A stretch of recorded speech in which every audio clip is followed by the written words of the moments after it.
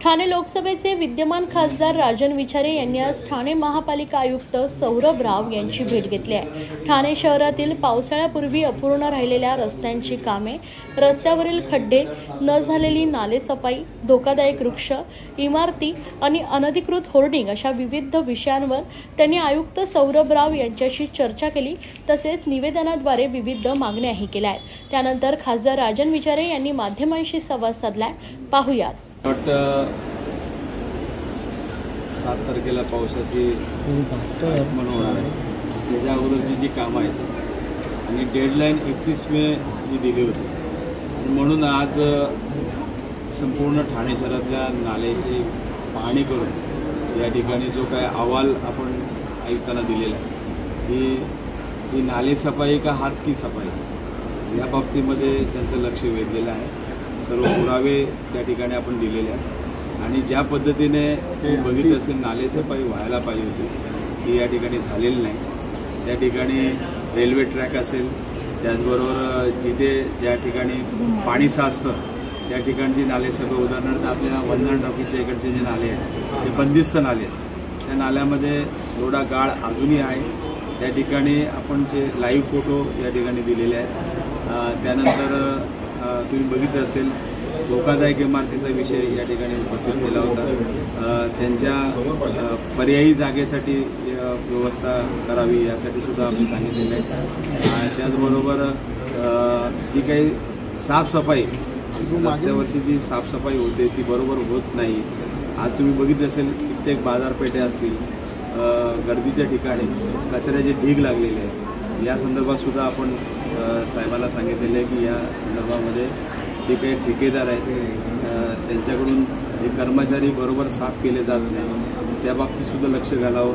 जे जर तुम्हाला 50 कर्मचाऱ्यांसाठी त्या ठिकाणी दिलेलं असेल, त्या ठिकाणी 10 कर्मचारी जे काम करत असेल तर त्या बाबतीमध्ये सुद्धा आपलं त्या ठिकाणी लक्ष असायला पाहिजे। त्याचबरोबर तुम्ही बघितलं असेल जी धोकादायक जी काही झाडं झालेली आहेत या संदर्भात कित्येक नागरिकांनी तक्रारी करून सुद्धा या ठिकाणी छाटणी होत नाही आणि त्या ठिकाणी कित्येक जणांचा मृत्यू होतोय। मध्ये ती समजा गाडीवरती एखादं झाड कोसळत आहे किंवा घरावरती कोसळतं ते जीवितहानी होऊ शकते, यासाठी सुद्धा तातडीने कारवाई करण्यासाठी सांगितलं। त्याचबरोबरीने आज तुम्ही बघितलं असेल जे आपले सर्व्हिस रोड आहे घोडबंदरचा, त्या ठिकाणी हा सर्व्हिस रोड कमी करण्याचा डाव या ठिकाणी चाललेला आहे। या संदर्भात सुद्धा गंभीर दखल या ठिकाणी घेण्यात यावी। हा सर्व्हिस रोड 96 साली जेव्हा महापालिकेने हे सर्व्हिस रोड बनवले त्यामागचं मूळ उद्दिष्ट हेच होतं की या ठिकाणी असलेल्या ग्रहसंकुलाच्या असलेल्या हायवे असल्या कारणाने जर वाहतूक कोंडी झाली, उद्या काही इमर्जन्सी झाली तर त्यासाठी हे सर्व्हिस रोड ओपन असले पाहिजेत आणि या सर्व्हिस रोडवरची वाहतूक सुरळीतपणे चालली पाहिजे यासाठी हे सर्व्हिस रोड त्या ठिकाणी बनवले होते। आणि ते सर्व्हिस रोड जर समजा आता जर कोणाच्या सांगण्यावरनं हे जर कमी करत असतील किंवा काढत असतील तर त्याचा आम्ही ठाणेकर नागरिक म्हणून, त्याचा लोकप्रतिनिधी म्हणून त्या ठिकाणी आम्ही रस्त्यावरती उभे राहू असं आयुक्तांना सांगितलेलं आहे। आणि त्याचबरोबरीने सुलभ शौचालय असतील, काही ठिकाणी सुलभ शौचालय बांधून 1 महिना झाला तरी पण त्याला टाळा लावून ठेवलेला आहे। ते कोणाच्या तरी सांगण्यावरनं हे जे काय चालू आहे। आणि आज तुम्ही बघितलं असेल आज ज्या पद्धतीने या महापालिकेमध्ये या महापालिकेतून आम्ही या ठिकाणी नगरसेवक, महापौर, आमदार, 2दा खासदार या महापालिकेच्यामुळेच आम्ही झालेलो आहे आणि आमच्या डोळ्यात देखत या महापालिकेची चाललेली वाताहत बघतोय।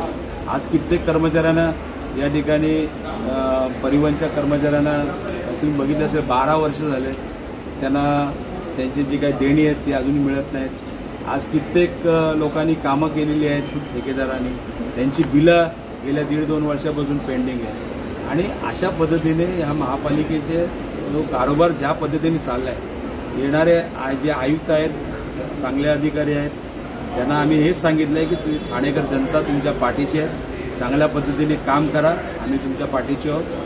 एखादा चुकीचं काम होत असेल त्याच्यावरती कारवाई झाली पाहिजे या संदर्भामध्ये आम्ही त्यांना सांगितलेलं आहे। आणि आम्हाला विश्वास आहे की येत्या 8 दिवसामध्ये जी काय आम्ही परिस्थिती त्यांच्या समोर ठेवलेली आहे ती कामं लवकरात लवकर होतील. तर अधिकारीच ठेकेदार झालेत असं तुम्ही समोर माहिती मांडलेली आहे. या संदर्भामध्ये सर्व पुरावे दिलेले आहेत, त्यांनी त्याची पडताळणी करावी.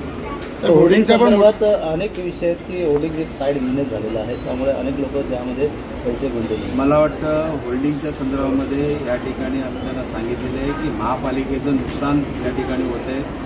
त्या ठिकाणी 20/20ची परवानगी दिली आहे आणि जवळजवळ 60/60चं जर लावत असेल त्याच्यावरती फौजदारी गुन्हा दाखल करा, त्याच्यावरती ॲक्शन घ्या, त्याला ब्लॅकलिस्टमध्ये टाका.